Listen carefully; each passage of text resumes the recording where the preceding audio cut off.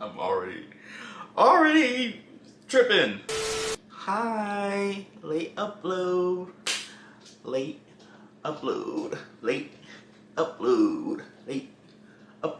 Hi everyone, there is Maxie here, back at it again on another YouTube video. Oh, hi, hello, what is up? We are continuing with our discussions of 31 Days of Horror. Late again, but hey, you still got a video, huh? I am doing great. How are you? I'm so sorry. I've just been so stressed and tired, but we're not gonna get into that. We're gonna talk about horror movies that I watched. So we got a bunch of movies to talk about again, and I think we should just get the ball rolling. So, on October, what day are we on? Swayze, can you pull up the calendar, please?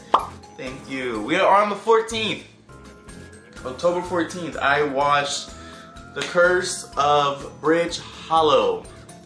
Now, I didn't really, this really wasn't gonna be on the list because it's not in my demographic to be watching this movie. You know, it's very kiddie, very family friendly horror, Halloweeny, and I wasn't gonna watch it, but I saw that Marlon Wayans and Kelly Rowland was in it, and the one girl, oh, I forgot her name. Oh, her name escapes me. Tara Ferguson? I think that's her name? Yeah. I recognize that little girl. So I'm like, I gotta support my people. I had to support my people. And I kind of enjoyed it, you know? Like, it was very like, you know, just enjoy this nice, friendly ride into, you know, shenanigans and like, you know, the acting wasn't that great, but it was just so wholesome. The stakes were low, kind of. They were high, kind of, but they were like not as. It's not violent. It's not gruesome. It's just fun shenanigans for the whole family, you know. So I gave it a shot, and it was actually pretty good. It was pretty good. I like the father-daughter relationship and their development. I liked the side plot with Kelly Rowland and her bakery stuff. That was pretty hilarious. I like the concept of Halloween decorations coming to life. Pretty good concept. Could be a really good gruesome horror if they really took it there. But this is a kid horror, so like they can't like actually kill people. But yeah, other than that, it was just a very enjoyable watch. I enjoyed my watch. And I gave it a 4 out of 5. The only reason I couldn't give it a 5 because the acting was like not that great. It just wasn't from everybody. I'm sorry. It wasn't the best acting, you know? But other than that, it was solid. Solid 4 out of 5. Alright.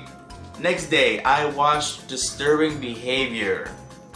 Now this has been on my list because I remember watching The Faculty, and this, I hope you know what The Faculty is, the movie The Faculty, and I saw this on my recommended. I'm like, okay, so I watched the trailer. I'm like, oh, okay, this is kind of just like The Faculty. So I'll put it on the list. It's been on my list, but I finally got around to it, and it was not great. It was not good. It was not good at all. It was bad. It was bad. Oh my gosh. I don't know how else to describe it. It had so many cliches. I mean, the acting was good on this one. The acting was pretty good, but they had so many 90s cliches. They had so many one-dimensional characters. Like, they had no chemistry. They had no anything to it. The only I do remember a scene where like a girl died giving a blowjob, and that was like the first thing. So my expectations was from like medium to high. As soon as I saw that, I'm like, oh fuck! I was like kind of blown away from that. I was like, oh fuck, okay, we're about to do this, but they wind up disappointing me. And then the ending was just like, they kind of didn't solve the problem. Like, I don't know, it was just a bad movie. I give it a 2 out of 5, only because that how that one girl died. Y'all only got that 1 point because that one girl died that way. So, and also the concept was like pretty cool, but they just didn't have good writing behind it, you know? And then I googled it. I'm like, which one? Because this is exactly like the fantasy, except there's no aliens attached to it. It's just a mad scientist brainwashing these kids. But then like I saw who came out first, and this one came out first. So damn, that's even more sad. Anyway, next day I watched Tusk. Now, my expectations for this, oh god, that's like the word of the week. Expectations. My my expectations going to this was like kind of like a little weird because, okay, if you don't know what the movie is, it's about a guy who basically gets turned into a walrus, and that's the movie basically. And I was like expecting like human centipede-ish type thing, and all that, but and I already saw how he looked as a walrus, and I was like, oh fuck, this looks disturbing as shit. It kind of scarred me a little bit, so my expectations was like a little off, but I winded up actually really enjoying this movie. Surprisingly, like it's a good horror comedy, like, and it's like good on both ends. Like, the comedy is like very comedic, like very like on that end of like slapstick, corny jokes, puns, you know, quick humor. But then the actual horror part is like on the far side, like, holy shit, this is horrifying. Oh my gosh, I am actually scared for this man. I am actually like feeling bad for this character that's getting fucked up, psychological, and the villain's backstory was so interesting. And it's like, once you learn the backstory of the villain, like, I'm like, of course he became a fucking horrible person. He experienced horrible shit before he even could like have a proper thought, like, you know? Oh man, and like it explained why he was so fucked up in the head, and I love when villains have like a full explanation of why they're the way they are, you know?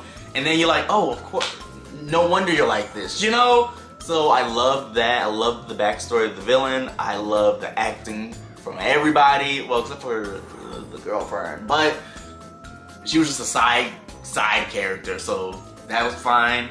Also a very good, important character, but yeah, I loved it. 1.5 out of 5. The only reason I dinged it is because I did see the image before, the image of the walrus before I actually saw the movie, so it kind of like ruined the surprise, like the shock value of it. If I didn't do that, I would probably give it a 5 out of 5, honestly. Honestly, but I missed the shock factor, so 4.5 out of 5. Next up, I watched Willy's Wonderland with the Nicolas Cage, and I gotta say, I really like this movie. Now, if you do watch this movie, keep your expectations low. Do not think too much about it. If you ask too many questions, you're gonna just make yourself mad. Just enjoy a ridiculous Nicolas Cage movie, okay? I like this movie more than I had to admit.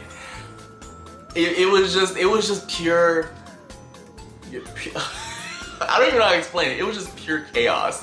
It was just chaos and madness and just like random shit, random like character quirks that are not explained. Barely anything in the movie is explained. The only thing that is explained is how the animatronics came to be, but that's it. That's it. Like, everything else, you kind of have to figure it out on your own. Nicolas Cage character, you gotta use your imagination on this one about who he is, where he comes from, why is he so skilled at killing animatronics. Babe, you're gonna have to figure that out. You're gonna have to figure it out yourself. Yeah, so I wound up giving the movie a 3.5 out of 5 stars. First of all, I can't give it above a 4 because it was just too ridiculous. It was too silly. And also, like, the teen characters are so unnecessary. They were so, I think they're only there just to be killed off, which I don't like in horror movies. At least have them have a purpose. And the ringleader, they should have only had one teen character that was kind of the ringleader of them. Like, she kind of was like the person to bring them along, which she had a good reason for it, but I wish it was just her instead of like all these other caricatures of like characters. You literally have the black friend, the slut, the dumb one, the one that has a crush on the girl, the asshole. Like, you have, literally, like, each one is a character, and it's just lazy. And I guess that was on purpose, but still, like, been there, done that, whatever. So, 3.5 out of 5 stars. I genuinely liked it more than I should have. Next up, next movie, I watched Hatching. Oh, bitch. I think well, except for that one movie, this whole list is kind of bangers because this one was actually really good too.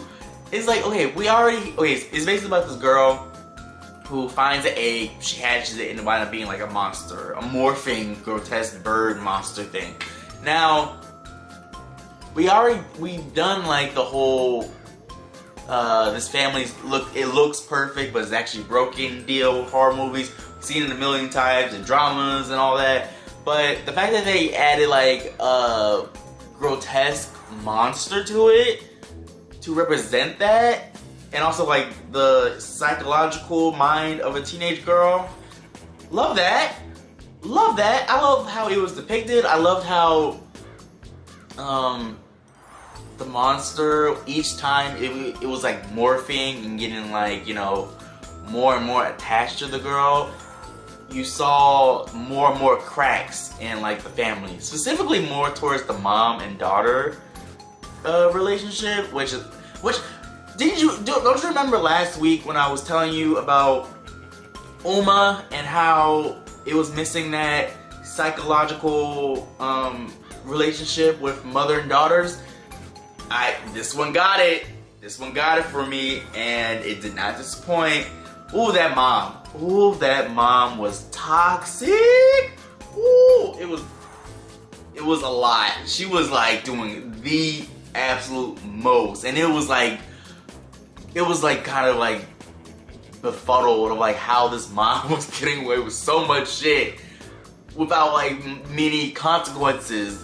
And bitch, you have a family. What are you doing? She was off the rails, but it was good. It was good. I gave it a 4.5 out of 5. The reason why I dinged it is because it did that thing where it ended without any resolution. It just ended. Like, I hate when movies do that. I hate when they just end like right after the chaos is like over. And then I also guessed the ending too, so I kind of dinged it for that as well. So 4.5 out of 5. Like, it ended right when the chaos stopped, just like fucking The Night House. Like, I need a resolution, people. Like, do filmmakers not remember you need a resolution? Anyway, Next movie, I watched The Trip, also known as In Bad Days. This movie was really, really good. It was good. Again, just another concept where like filmmakers have done this already, but they push the envelope and do it like differently, which I love when filmmakers do that. Please take a cliche of a film and do it like evolve it, you know? And this, I think this is what I can't talk. This is what that movie did. Now, if they say about a couple who goes to a cabin, you know, shame on shit, but they're trying to kill each other.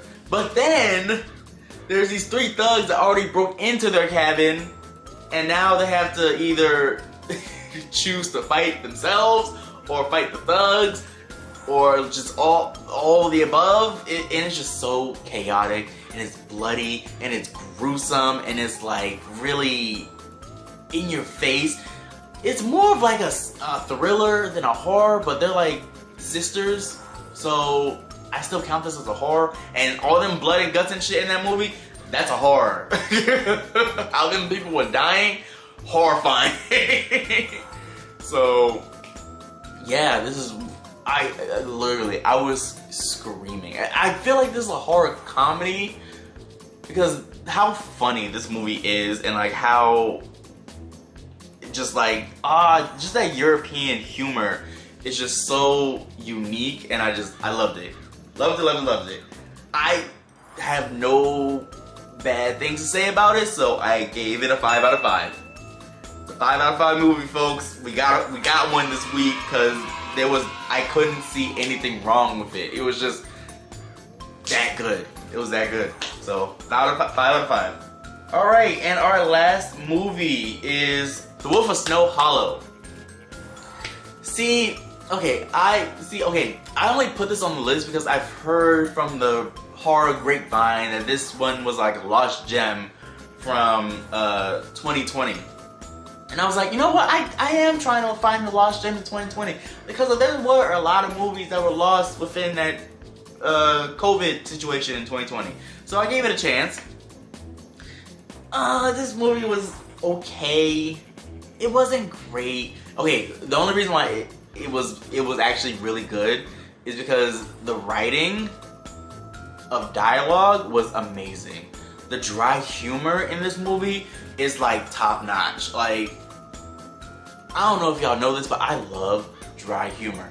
Dry humor is like one of the best types of humor, and this movie got it really well, really well.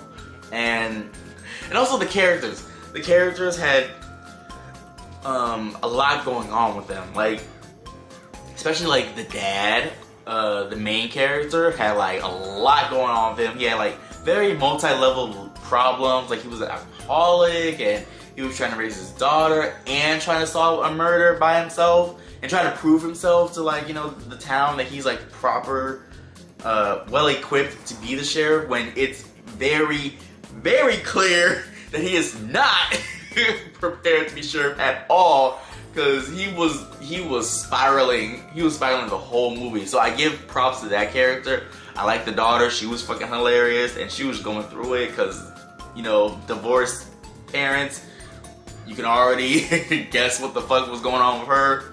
I liked the female cop. She was great. Her character development was like fucking amazing. And then like all the rest, just all the characters, them by themselves, and like, you know, interacting with each other was like great. The only reason why I dinged it heavily was because the mystery behind the wolf was like so confusing.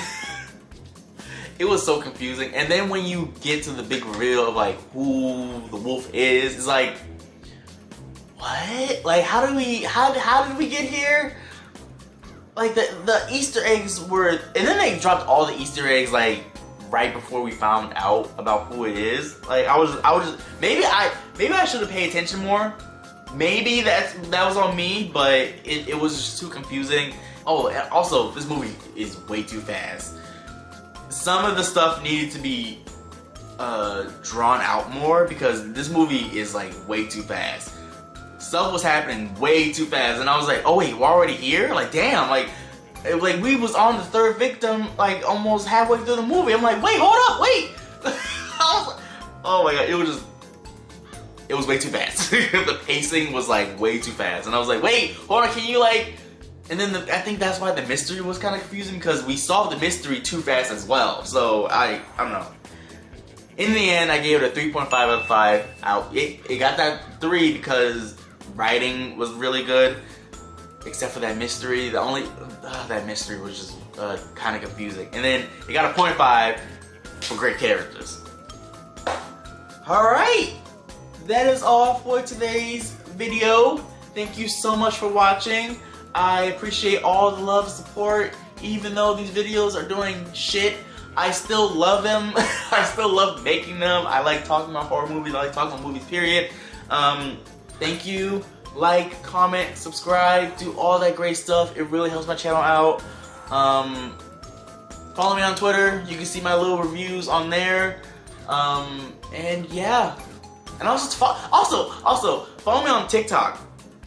Because I do like these funny, like, out of context videos where I take moments from each video and like crop them into like, you know, funny bits. So follow me on there if you want to. And yeah, I will see you guys maybe not Friday. I will see you next week. Alrighty, bye.